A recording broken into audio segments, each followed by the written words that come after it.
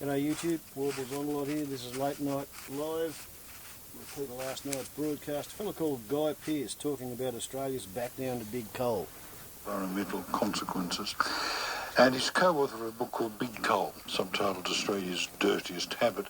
It was published just before the election, and one of Guy's contributions was writing about the coal barons, people like Reinhardt and Palmer, both of whom were in the news today. Reinhardt trying to wriggle out of trouble with the Family Trust, that a big supporter of a change of government, and of course ex-Liberal Party life member Clive Palmer, who now looks as though he's got the balance of power in this slightly deranged country wherein we dwell.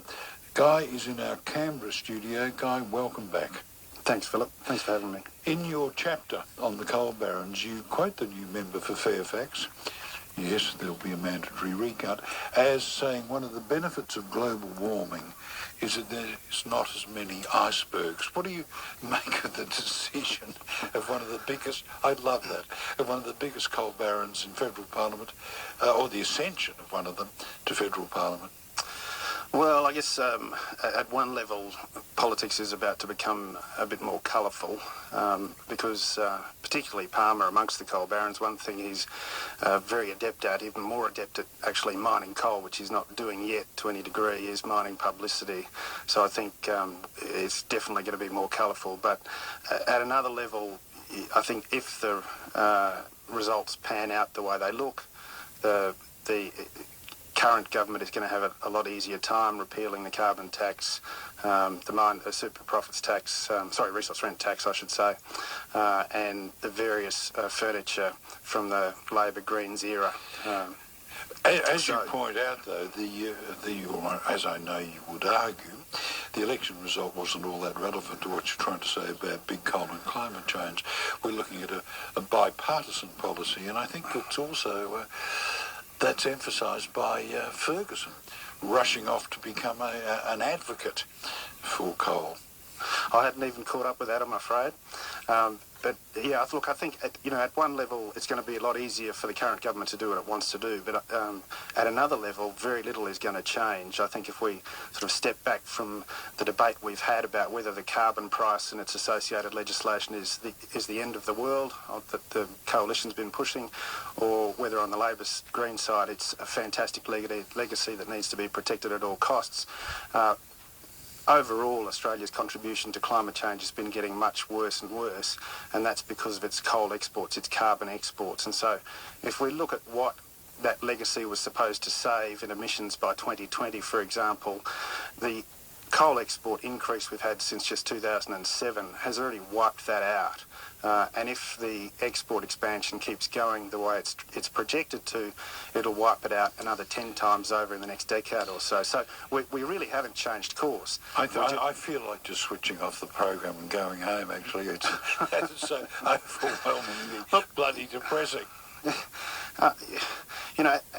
At another level, I suppose, there'll be no fig leaf anymore. So, whereas before, there was the pretense that the carbon price equaled climate action, that's not there anymore.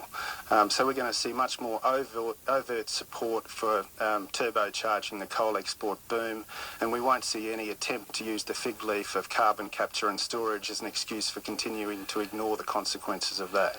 Let us remind the listener that notwithstanding all the anti-mining baron rhetoric, Labor paved the way for the likes of Palmer and Reinhardt in that turbocharging. That's right. So if we look at the export emissions of the last 5 years or so, we've essentially added the emissions of a state of Queensland to our contribution to the global problem. So, the idea that things are getting better as a result of some of the legislation we've seen go through is really a grand facade.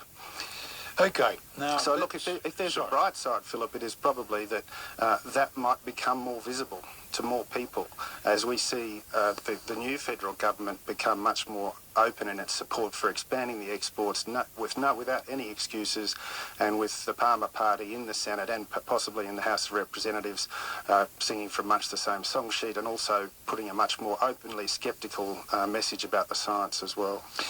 Just after the election, there was a report in the SMH by, Jonathan Swan, who wrote, quote, Tony Abbott is under pressure to rush through the biggest coal mining expansion in Australian history, with Queensland Premier Newman telling him to get out of the way in the Galilee Basin. Tell us about the Galilee Basin. In the Galilee Basin, we're looking at some of the biggest mines the world has ever seen. Well, many mines that would individually be the world's biggest coal mine if they proceed. So individual mines will add the emissions equivalent to the state of Queensland itself, and there'll be quite a few of them if it proceeds. So while there's been much reporting that the coal boom is over, really what we're seeing is a delay in the boom. So the prices have come off and investors are pulling back and waiting for the current oversupply of that market to wane a bit. But the idea that, the market forces are somehow killing off coal, or that a global trade in carbon will kill off coal, I think is wishful thinking in the extreme. Will Tony Abbott get out of the way on Galilee Basin? Look, I mean, no more so than his predecessors would have. I mean, we saw some highly lauded legislation factoring water, the impact of coal mines on water, under the Labor government, but we still had this ludicrous situation where new coal mines were still getting approved on a pretty grand scale, but the approval process ignored the biggest environmental impact of those mines, which is its impact on the climate. So, the idea that the approval process will really be turbocharged very much, I think is wrong. I think we'll just see a continuation of what we saw. Guy Pearce is my guest, LNL on RN. Grasping at straws, Campbell Newman mightn't be too happy with the new Environment Minister, Greg Hunt, telling the coal miners that they'll have to abide by tougher environmental rules. Neither would the new member for Fairfax, but is it smoke and mirrors? Well, this is exactly the same message that Tony Burke used to deliver, that they were cutting no corners when it came to protecting the environment from the impact of coal mines, and yet not mentioning the impact on the climate. So, as I say, I don't think we're really seeing much change here. It'll just be a bit more open. Can you cross-refer this to the coal seam gas phenomenon, where, so at the same time as the almost infinite extension of coal, not only up there but where I live in the Hunter Valley, being shipped out of Newcastle, we've also got the rampage of CSG mine. Yeah, and it's far more ubiquitous, and it's in a way it's been much easier to mount grassroots opposition to, because it affects more people, because you're talking about turning much of the country into a pincushion, with thousands and thousands of little holes all having an impact on the ground and potentially the water tables underneath. Whereas with coal mines, you have one big open cut, or some long wall mines which are underground, and they're generally in one discrete spot.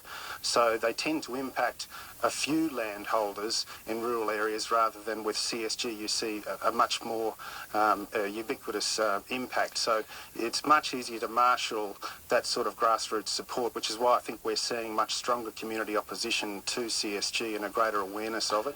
You and I would emphatically agree that climate policy has dominated Australian politics for so long. Yet we're not seeing much real action, are we?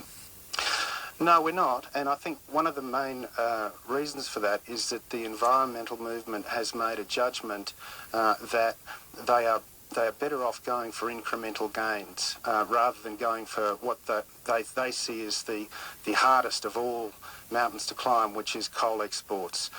So what they've tended to do is to focus on things like renewable energy targets and carbon pricing and the like, and really factor out our biggest contribution to the problem, the coal exports, from their campaigning. So we now have a kind of ludicrous situation where we actually do have a coal campaign going, and we have climate campaigns going by environmental organisations, but the coal campaigns by and large don't mention climate change. They mention things like dredging, they mention things like coal dust, they mention things like water, but they sort of ignore the main problem, and the climate campaigns ignore the coal. So they tend to focus on renewables targets and domestic emissions. A very perceptive comment.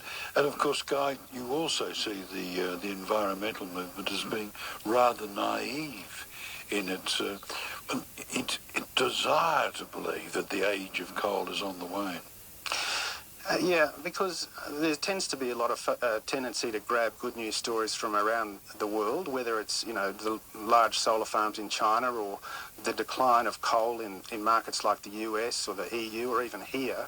But the reality is when you start looking at what's happening with coal consumption and production worldwide, it is still going upwards at a very unsustainable rate. But the vast majority of that growth is happening in developing countries where there's no real attempt to rein it in. So overall, we're still seeing an expansion in this problem. And the idea, and we're seeing many of the banks, that paint themselves green, is still investing very heavily, even government-sponsored banks, in some of this expansion. So it's not happening fast enough. And the other idea that was supposed to rein coal in was clean coal. Yes. That, as you say, the fig leaf's off that, and this delusion that captured the enthusiasm of everyone from Bob Hawke to Malcolm Turnbull must now end. Well, we've now got a minister responsible for energy who's on the record some years ago as saying this won't help us in the next 10 or 20 years. We've got Treasury saying that it won't help us unless we have a carbon price of $100 a tonne, which we know won't happen until the mid-2030s or later. We've got an International Energy Agency saying we need 3,000 clean coal plants in order for carbon capture and storage to come to the rescue, which means one every 2 or 3 days between now and mid-century. So, the pennies have now dropped, even at that level of the new energy minister, that this is simply not going to happen.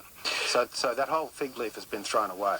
The final chapter of your book is called Overthrowing Big Coal, and you quote, of all people, Michael Bloomberg, saying, "The king is dead. Coal is dead man walking." That's in the US, but is that scenario feasible in Australia? Well, I think it is, and I think one of the real problems we've had is that we have been persuaded by the industry and by governments that perhaps are full of politicians, many of whom are now using the coal industry as a retirement home afterwards, after their life in politics, to believe that phasing out coal is unthinkable for this country, that coal is the economic backbone, and that if you start to turn back, the country's committing economic suicide. But really, if you step back and look at it, coal is a $40 or $50 billion industry out of a $1.5 trillion industry. It doesn't generate many jobs, less and less jobs as time goes on, so it's fewer jobs as a proportion of the economy than it did 100 years ago, when it was vastly smaller. It doesn't produce that much in the way of taxes. Even in New South Wales and Queensland, you're talking between single digits percentages and less than 10 even in a good year. And much of that contribution it makes to our GDP is an investment contribution, and that's into infrastructure which is really privately used by the industry itself. So we're talking railways and ports and the like. Sure. So it's not really trickling down into your pockets and mine. Another fig leaf wrenched away. Finally, we've only got a minute left, but if you can explain this comment from the book, with China teetering on the brink of making an historic shift away from coal, Australia is likely to be far better off as a supplier of skills and technologies needed in a carbon-constrained world. Well, I guess we need to start to realise that we're more than a one-trick pony economically. Most of us don't work in the coal industry. We're less and less likely to have a future in the coal industry. The alternative industries, especially in energy, are far more job-intensive, and that's where the future is. And I think we know that. But what we can't do yet, it seems, as governments and institutions, and even as an environmental movement, is to do the research and back that up in order to start getting Australians to think the unthinkable. And let us restate the point that we've made a couple of times. It doesn't seem to matter who's in power. The same momentum has to be addressed. No, that's right. And ultimately, this will only change if politicians in our two major parties start to recognise that there's another way, or if the rest of the world turns around and says to us, we're not going to let you do the equivalent of become two Saudi Arabias as far as their carbon exports go. People on my side of politics have been listening to you for some considerable time, Guy. What about people in the Liberal Party? Don't get too many calls. I get the occasional email from hopefully one or two that are rising stars, but no, I'm not on most of the email lists, I can tell you. Thank you very much for your time, Guy Pearce. Cheers. Great to talk to you again. And this is a little wireless program called Late Night Live. We've got a... There you go. Australia's contribution to global warming. We're going to try and become twice as dirty as Saudi Arabia is at the moment.